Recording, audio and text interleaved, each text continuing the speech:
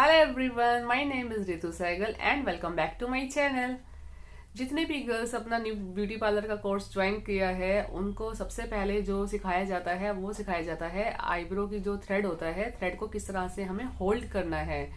तो जो होता है ये डे 1 का कोर्स होता है, क्योंकि आईब्रो में ज्यादा टाइम लगता है इसलिए हम डे 1 से ही स्टार्ट कर देते हैं कि आईब्रो का थ्रेड किस तरीके से पकड़ना है। और स्टार्टिंग में हम फिर अपर लिप्स वगैरह भी स्टार्ट करा देते हैं। तो चलिए स्टार्ट करते हैं। तो इस तरह का ये ग्रीन कलर का ये थ्रेड आता है, ये नंबर 40 है। और इसे हमें आईब्रो बनाने के लिए ये जो आईब्रो का थ्रेड होता है ये हमने राइट हैंड में पकड़ना है। और इसका ये जो एज होता है इसको हमने अपने मुंह के अंदर लेना है और दांतों के नीचे दबा देना है। देखिए इस तरीके से जहां भी आपको कन्वीनियंट लगे आप इसे होल्ड कर सकते हैं। अगर आप आगे की टीथ से इसे अच्छे से होल्ड कर सकते हैं तो आगे की टीथ से करिए, अदरवाइज पीछे की टीथ से कर सकते हैं। उसके बाद हमने राइट हैंड को इस धागे में इसको ओपन करना है और फिर राइट हैंड को इस धागे में इस तरीके से लपेटना है। हमें 7 या 8 ट्विस्ट देने हैं। 1 2 3 4 5 6 7 जितनी जरूरत है हम इसको ओपन करते जाएंगे। और फिर हमें स्टार्ट करने के लिए कुछ लोग तो ऐसे डायरेक्ट कर देते हैं और कुछ लोग यहाँ पे थंब रखते हैं, या फिर सेकंड ऑप्शन है हम इसको जो भी एक्सेस हमारा धागा है हम इसको अपनी फिंगर में होल्ड कर लेते हैं। इससे क्या होता है हमारी जो ग्रिप बनती है वो बहुत ही अच्छी बनती है। आपको जैसे कन्वीनियंट लगता है आप करिए। और फिर हमें धागे को नीचे की तरफ खींचना है लाइक दिस। अक्सर ये कंफ्यूजन रहती है कि जो बाल कटता है वो कहाँ से कटता है, मतलब वो जो बाल है वो कहाँ आना चाहिए। ये जो हमारी होती है इसको हम कैंची बोलते हैं। तो इस होल के अंदर जो भी बाल होगा ना वो उसको हम जो बाल हमें निकालना है उसे हम इस होल के अंदर लेके आएंगे आगे पीछे करके, और फिर जैसे ही हम ट्विस्ट करेंगे वो बाल निकल जाएगा।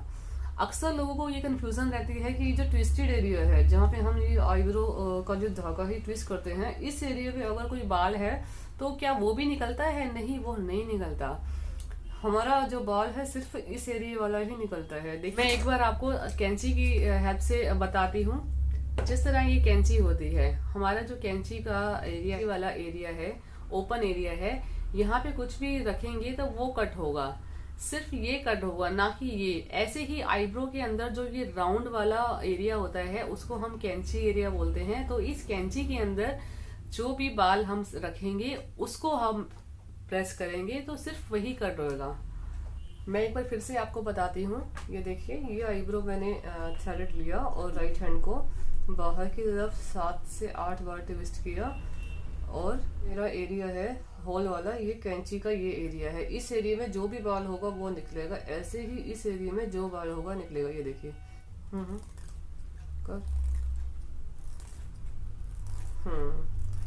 आई होप आप सभी समझ गए होंगे। अब किसी को कोई भी कंफ्यूजन नहीं होगी कि इस ट्विस्टेड एरिया वाले बाल निकलते हैं या फिर हमारा ये जो धागा है ये वाले बाल निकलते हैं नहीं निकलते।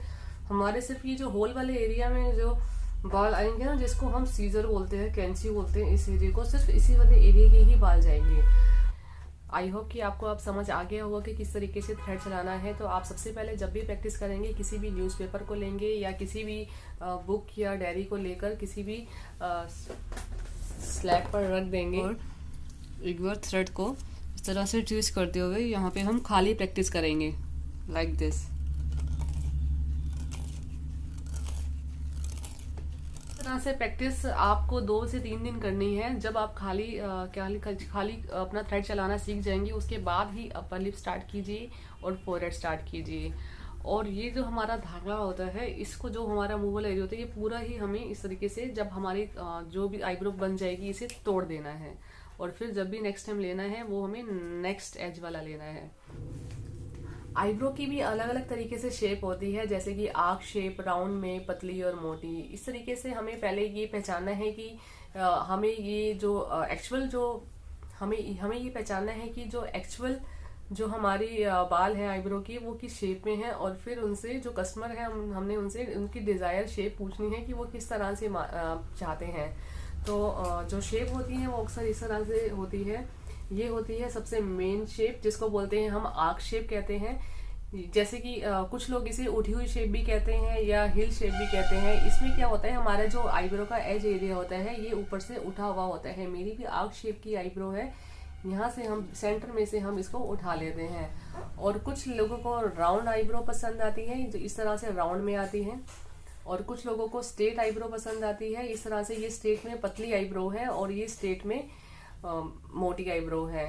जरूरी नहीं है कि जैसा लोग चाहते हैं वैसी उनकी आईब्रो बन जाती है। उनकी कुछ लोग होते हैं जिनकी स्ट्रेट होती हैं और वो आर्क मानते हैं, उन तो ज्यादा आर्क तो उन्हें दे नहीं सकते, इसलिए उनको मजबूरन पतली स्ट्रेट ही आईब्रो बनवानी पड़ती है। और आईब्रो पर भी वीडियोस बनाई हैं, आप एक बार चेक करिए। हर तरह की वीडियो बनाई है कि आर्क शेप की आईब्रो कैसे करनी है और राउंड शेप में कैसे करनी है और स्ट्रेट में कैसे करनी है। चलिए, आई होप आपको मेरी वीडियो ये पसंद आई। अगर आपको मेरी वीडियो से कुछ भी थोड़ा सा ही सीखा था तो प्लीज़ मेरी वीडियो को लाइक कीजिए और कमेंट करके ज़रूर बताइए कि आपको मेरी वीडियो कैसी लगी। Thank you.